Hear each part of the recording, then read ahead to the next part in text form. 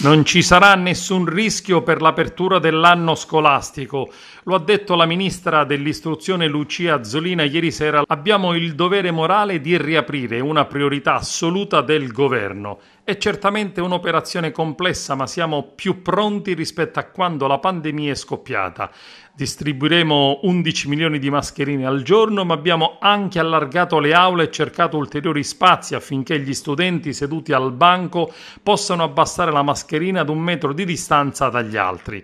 Ed anche sulle preoccupazioni dei presidi, la Azzolina ha detto chiaramente non devono temere, abbiamo varato norme per evitare responsabilità penale dei dirigenti scolastici. Il governo sta lavorando per potenziare l'organico, stiamo assumendo fino a 100.000 persone a tempo indeterminato ed altre a tempo determinato e abbiamo digitalizzato le procedure. A sostegno del ministro, il capo del Dipartimento della Pubblica Istruzione ha diffuso una nota ai dirigenti delle scuole italiane per assolvere in ogni caso sulla responsabilità penale dei presidi, che in queste settimane ha suscitato nervosismo e allarmismo da parte dei sindacati.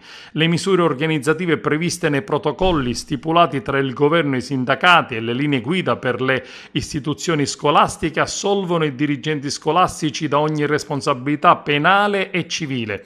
Questa è in sintesi la nota a firma di Marco Bruschi, capo dipartimento del MIUR.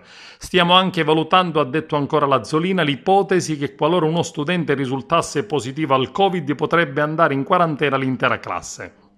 Il governo deciderà quali misure dare alle famiglie in caso di quarantena dell'intera classe, se ci fosse un caso di Covid a scuola, ha concluso l'Azzolina. Ed anche il commissario straordinario Domenico Arcuri ha ribadito la necessità del ritorno a scuola. L'obiettivo è riaprire le scuole il 14 settembre con il massimo livello di sicurezza possibile ed io sono convinto che riusciremo a conseguirlo. Il rientro a scuola rappresenta il primo ritorno alla normalità.